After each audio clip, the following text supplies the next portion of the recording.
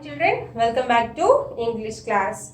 So this is session 3 of C reading from third unit, that is Never Never Next. So in the last session we have seen that Aunt Jane was very much surprised and shocked to know that Jack and Jill, they have taken each and everything on installment basis. Okay, then she asked how much it was going to be cost each and every month for you. Then Jack, he took out his pocket book and he said that every month he has to pay £7 8 and 8 pence a week. Okay, later that what happened we'll see. Everybody open your textbooks, open page number 93. Aunt Jane, what she said? Good heavens, and how much do you earn? Then Jack, what he said?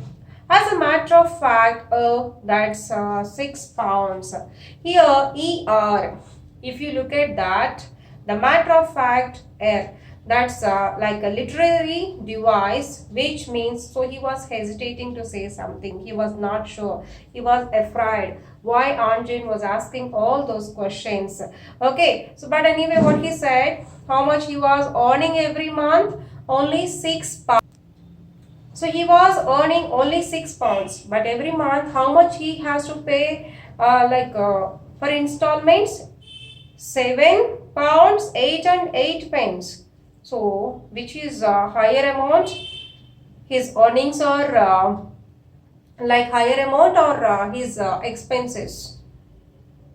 So just he was earning only £6, but he has to pay every month £7. So then how it will be possible? Okay, then Aunt Jane. But that's absurd. How can you pay £7 8 and 8 pence out of £6? So that's really strange. How can you pay them? Aunt Jane asked like that. Jack, what he said? Oh, that's easy. You see, all you have to do is to borrow the rest of the money for the payments from the Thrift and Providence Trust Corporation. So this Jack, so if you look at this Jack, he was like a jolly minded person. Okay, easy going minded person he is. So he don't want to bother about anything. Just he wanted to enjoy the comforts of the life. So what he said, so it's not a big deal on Jane. It's very easy. It's not a problem at all. Simply what I'll do, I'll take or borrow the money from the Thrift and Providence Trust Corporation. So every month, whatever the amount he has to get the balance amount, how much he has to pay for the installments. So how was he getting that amount? He was taking that amount from the Thrift and Providence Trust Corporation. Okay, then Jill, they are only too glad to loan you any amount you like on note of hand alone. So Jill, so coming to Jill, we can say that she is of innocent. She don't know more about all these financial things. That's why she was silently supporting her husband. So what she said is, really, it's very glad. So we are very happy, and because of those persons only it's possible. So that Providence Trust Corporation people, they can give us any amount, whatever we want, how much we need, they'll give us. Just they need on a note of hand alone. So just if you go there, if you give one like it's like form, if you submit that easily, you can get the money. Aunt Jane, and how do you propose to pay that back? Okay, that's well and good. So you are getting every month money from again Thrift and Providence Trust Corporation. That's very nice. Then, but how can you pay that amount? Whatever you are borrowing from that corporation, then how can you pay it back? Okay, then Jack, oh, that's easy too. You just pay it back in installments. So here, every month they are getting very less amount. So whatever the less amount is, they are getting from Trust Corporation. When Aunt Jane asked how are you going to pay that, again he said it's very simple. That amount also will pay on installments. So how was that?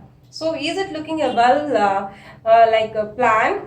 Okay, is it he planning his all financial things? Okay, very well. Is he doing good thing? What will happen? Now it's okay, but after few years, then what will happen to him? How much it costs for him? really it's going to be burden for him, right? But he was not able to realize that. So that was the point here. Okay. Next, Aunt Jane. Installments. She claps her hand to her forehead and sinks back weakly into the chair. Then realizes that she is sitting on Mr. Sage's piece and leaps to her feet again with a little shriek. Okay, again after listening that from Jack, really, Aunt Jane this time. So what happened to her? She clapped her head to her forehead. So that means she did like that, and immediately he sinks back. That means he sat weakly into the chair. But immediately she realized that the chair is not of Jack and Jill's. So that was of Mr. Sage's. That's why she don't want to sit on that. Immediately she rose up from the chair. Okay, with a little shriek. Shriek means like shouting. Okay. Then Jack, Aunt Jane, is anything the matter? Would you like to lie down? So still, Jack, he was a very cool person. He was not at all able to think why Aunt Jane was behaving like that. So he asked her, what happened? Are you okay? Do you want to take rest for some time? Do you want to lie down? Like that he asked. Okay, Aunt Jane, lie down? Do you suppose I'm going to trust myself in a bed that belongs to Mr. Sage or Marks or Spencer or somebody? No, I'm going home. So this Aunt Jane, we can say that she is very simple, and she don't want to take the things from others. She wanted to live whatever she had. So that type of personality she was having. But when she listened that about the life of Jack and Jill, she was not able to adjust herself in that house. So what she said, lie down. I don't want to lie on your bed, because again that bed is also not belongs to you. So it belongs to someone else, like Mr. Sages or Monks or Spencer's, someone. So I don't want to lie on that bed, and anyway I'm just going home.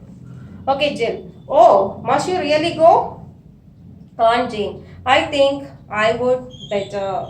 I would. So it's like a short form or contracted form, children. Observe that. Okay. Jack, I'll drive you to the station. So Aunt Jane decided to go back home. Then Jill, what he said, okay, Aunt, no problem. Come, I'll drop you at home. So I'll drop you means what was the meaning? So he wanted to drop her in his car. Okay. Then Aunt Jane, what she said? What? Travel in a car that has only one tire and two thingamies? No, thank you. I'll take the bus. Okay, so what she said? What? Do you want me to drop in the car? A car which was having only one tire and thingamies. Tingamies is a word which is used in English. Generally, if you forget the name of that object or person, we use some kind of words, right? If we are not able to recollect the names of the objects or persons, we use some words, right? So, tingami is a word which is used in English. So, she was not able to recollect. Actually, Jill said that, right? So, if you take the car, we are owning that, like only steering wheel, two tires. One tire and two cylinders. She said like that, right? So Aunt Jane was not able to recollect all those things, whatever she said. So just what she said immediately, one tire and two chingamis, whatever it may be, that car is not yours. So I don't want to travel in that. Thanks for your help. Leave me. Just I want to go back by taking the bus. Like that, Aunt Jane said. Okay. Then Jack. Well, of course, if you feel like that about it, okay, then Aunt Jane. Now I'm sorry if I sounded rude, but really I'm shocked to find the way you are living. I would never owe a penny in my life. Cash down, that's my motto. And I want you to do the same. She opens her handbag. Now look, here is a little check. I was meaning to give you anyway. She hands it to Jill. Suppose you take it and pay off just one of your bills so that you can say one thing at least really belongs to you. So yes, Aunt Jane made up her mind. She wanted to go back home. So she said something to Jack and Jill. Now listen to me. I'm sorry if I sounded rude. So what she said, I'm going to say something. So you may take it as advice or suggestion, however you may want. So you may think I'm like just sounding little bit rude, but I want to say that. But I'm really shocked to find the way how you are living. I never owed a penny. Owed means she never had taken any money from anyone. She never lent the money. Whatever she had, she tried to adjust herself within that money only. And whatever she wanted to buy, she always bought those things by paying the total amount cash down. So like that she said, and anyway, so it's your life, so take care of that. And then she opened her handbag and she handed over a check to Jack and Jill. So this is a small check, so I suppose I wanted to give it to you. It's a little bit amount, but do one thing with this amount, at least try to clear one of your bills, so that you can say at least one thing which is completely or fully belongs to you. Understood, children? So why Aunt Jane gave that check to Jack and Jill? Because she said that at least by using this money you can clear one of your installments. So maybe you can say whether piano or radiogram, at least you can clear that installments, and then you can say that yes, that's completely belongs to you. Like that she said. Okay, then Jill. Oh, thank you, Aunt Jane. It's very nice of you. Then Aunt Jane, patting her arm. There, now I must be going. So patting her arm. Patting means you know that, right? Going, she did like that. And then what she said, okay, well, take care of yourself. I must be going now. Jack, I'll see you to the bus anyway. So Aunt Jane, how did she want to go back her home? She wanted to take the bus. So Jack, what he said, okay, Aunt, then at least I'll drop you at the bus stop. Okay, Jill. Goodbye, Aunt Jane, and thanks so much for the present. Here, what is the present she is talking about? The check given by Aunt Jane. Aunt Jane, goodbye, my dear. Okay, then what happened? She and Jack go out. Here, she means who? Aunt Jane. Aunt Jane and Jack go out. Jill looks at the check and exclaims, 10 pounds. Exclaims means with a surprise or with kind of some good feeling. So she take out the check and she observed the check. How much was it? It was 10 pounds. Okay. Then she hurries to the table, addresses an envelope, endorses the check and slips it inside with a bill, which she takes from the bag and seals the envelope. Then she rings the bell. In a moment, the nurse comes in with the baby in her arms. So after checking the check, so it was 10 pounds. Immediately what she did, Jill, she hurried to the table. So she went to the table and she took out one envelope. Envelope means you know that, right? To post anything we use that envelopes. So she took out one envelope, endorses the check. Endorses means she kept it here. The meaning is she kept that check inside and covered neatly. Okay, closed that one, and then she wrote the address. Addresses means she wrote the addresses, and of course not only that, even she took up one bill. Okay, she took up one bill from her bag and seals the envelope. Then she rang the bell. When she rang the bell, who came there? Nurse came there, and in the arms of nurse, who was there? Baby was there. Okay, Jill. Oh, nurse, I want you to run and post this for me. I will look after baby while you are gone. So what she said, Jill said to nurse, nurse, please do one thing for me. Take this cover, take this envelope. Please run and post it for me. Run means here, go quickly and do it very quickly. That's the meaning here. And post it for me. So it's an envelope, right? She even wrote some address. That means she wanted to send that check to someone else. Okay. So, and what she said, okay, while you go outside, I will take care of the baby. I will take care, here look after means take care. Okay. Nurse. Certainly, ma'am. Certainly means sure, ma'am. She hands the baby to Jill, takes the letter and goes. So she hands the baby to Jill. That means she handed over baby to Jill and takes the letter and goes out. A second later, Jack comes in again. After that, so nurse went outside to post the envelope. After some time, after few seconds, who came there? Jack came back home. From where he was coming? Actually, he went to the bus stop to drop Aunt Jane. Okay, from that he came back home. Then Jack, well, she's gone. What a torture. Still, she did leave us a bit on account of how much was it. So, what a torture. Torture means how was he feeling? Because Aunt Jane, she was continuously asking them questions, right? What is this? Why are you doing like that?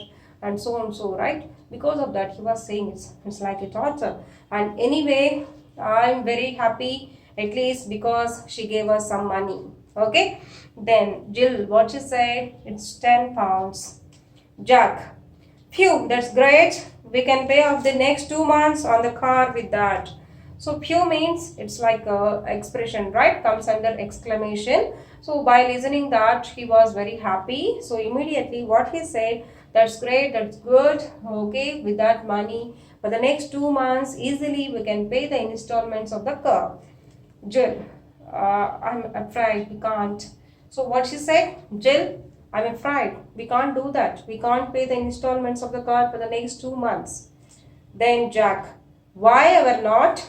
Jill, you see, I have already sent it off for something else. Nurse had just gone to post it.